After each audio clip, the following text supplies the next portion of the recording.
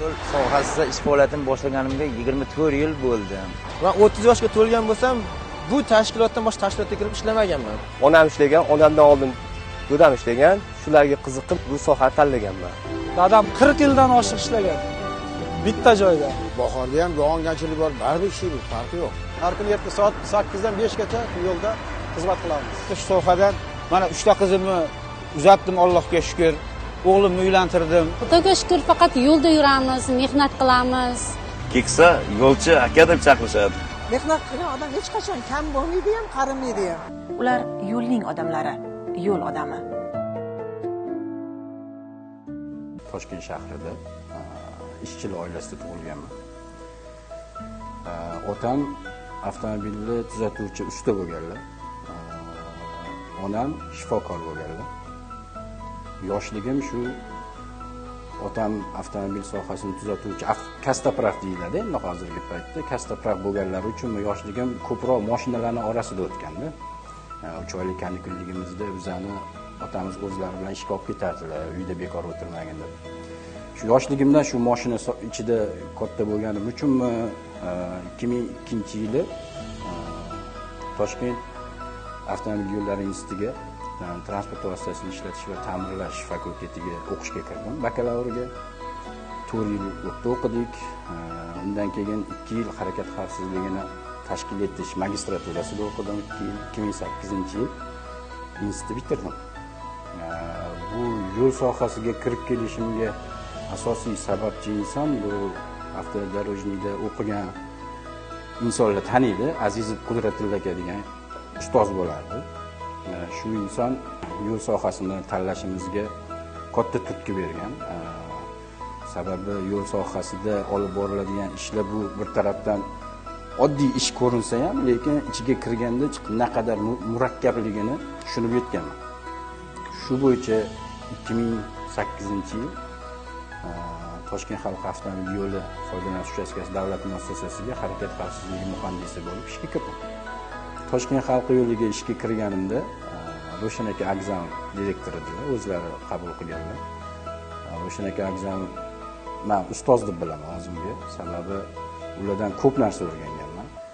Endi Toshkent xalq yo'li bu juda katta mas'uliyatli ish, sababi Toshkent shahrini qamrab olgan yo'l, ya'ni Toshkent shahrini to'liq aylanib chiqqan yo'l. Bundan tashqari M39 yo'liga xizmat ko'rsatadi. M39 806-846 kilometrlarga.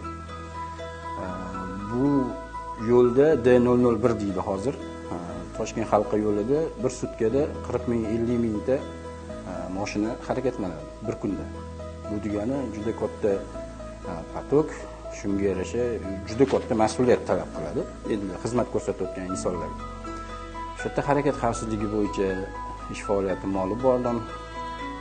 Meni ish faoliyatimning asosiy maqsadi D001 avtomobil yo'lida haydovchilarga qulaylik yaratish.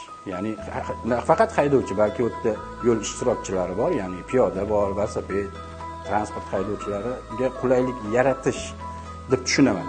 Harakat xavfsizligini tashkil etish bu agar haydovchi qancha qulay harakatlansa yo'lda o'zini shuncha dadil his qiladi va yo'l transport hodisalarining oldini olinadi.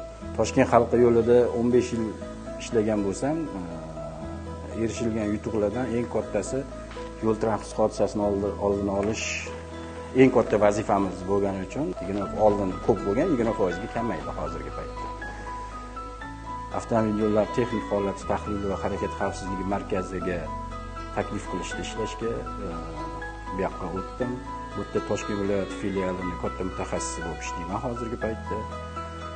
Bu yerda ish jarayonimiz bizda asosan avtomobil yo'llarida kelib chiqayotgan har xil nuqsonlarni nima sababdan kelib chiqayotgani, ularga qanaqa iqlim sharoitlari ta'sir ko'rsatayotgani va ularni oldini olishda hozirgi yangi texnologiyalarni ishlatish jarayonida oldini olish, shu narsalarni o'rganamiz, tahlil qilamiz.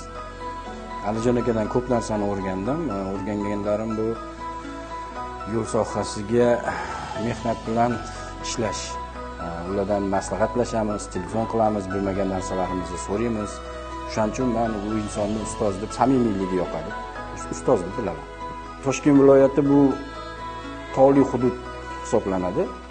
Bu yoqda Bo'stonliq, Parkent, u yoqga dam olish kunlari aholimiz tomonidan ko'p tashriflar buyuriladi. Qishda masalan Chimyonga dam olish sanatoriyalariga chiqiladi.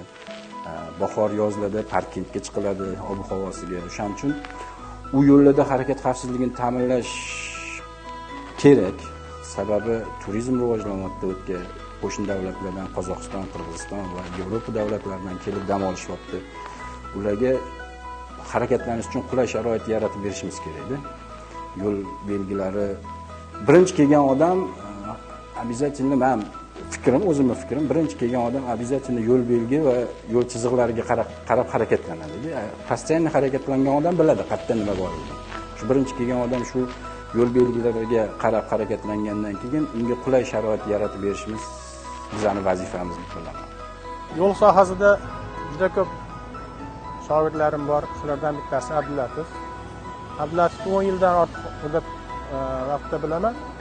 U o'sha Toshkent halqa yo'liga kelganda uni ko'rganman. O'quv markazidan kelib ularga dars berganmiz shu mahalla. Hozirda u Toshkent viloyatida hududiy vakilimiz, bosh mutaxassis bo'lib ishlayapti. O'ziga yuklatilgan vazifalarni vaqtida sifatli qilib bajaradi doim. Buni bitta yaxshi tomonlardan biri buni nima deydi? Tashabbuskor ishlarni tashkil qilishdagi shu o'ziga xos bir xususiyatlarini men qadrlayman. Yaxshi mutaxassis, kelajakda undan yanada yaxshi bir yo'nalishlarni, yaxshi bir umidlarimiz bor. Albatta bu umidlarimiz ro'yobga chiqadi degan umiddaman. Yo'l sohasiga umrini bag'ishlagan mutaxassis shogirdlardan biz doimo faxrlanamiz. Ularning safi ko'paysin. O'zbekiston yo'llari yanada rivojlansin. O'zbekistonning yo'llarini dunyodagi eng yaxshi yo'llardan biri deb hisoblayman. Balki yo'l sifatida. Chunki men oldingi tarixini ham bilaman, hozirgi tarixini ham bilaman. Shu yo'llarni yaxshilashga mana shunaqa mutaxassislar sababchi deb hisoblayman. Albatta bu ishlarimiz yo'llarimiz yanada yaxshi bo'ladi.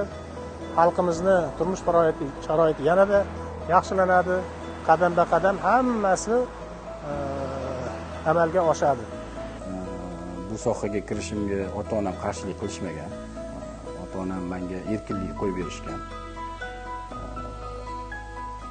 Farzandlarim bu sohadan yurishini men o'zim xohlardim, lekin ularda hozir qiziqish yo'q. Ular boshqa endi zamon rivojlangan sari boshqa yo'nalishlarga qiziqishligisi bor o'zligisini.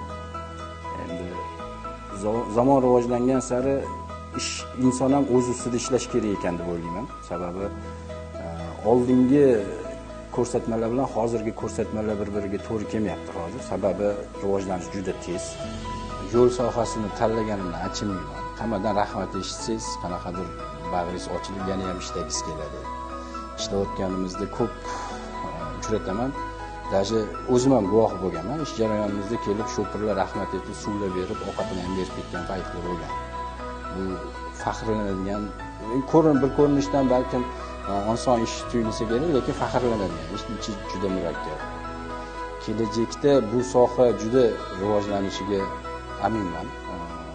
Yevropa davlatlaridagi yo'l bo'lishiga ishonaman, xudo xolasa. Kelajakda bolalarimiz mana shu qilgan ishlarimizdan faxrlanib, bizani eslab yurishiga ishonaman. Yurtimizga kirib kelayotgan 2026-yil barcha yo'l sohasida ishlovchi xodimlarni, hamkasblarni va ustozlarni tabriklayman. 2026-yilda katta yutuqlarga erishish nasib aylasin. Yangi yilda markaz jamoasi bilan yo'l sohasida innovatsion yutuqlarga erishish, bundan-da ko'p katta yutuqlarga erishish tilakdoshiman. Har bir boshlagan ishimiz xayrli va barakotli yakuniga yetishini tilab qolaman. Kirib kelayotgan 2026-yil barchalarga qutlug' bo'lsin. Tabriklayman.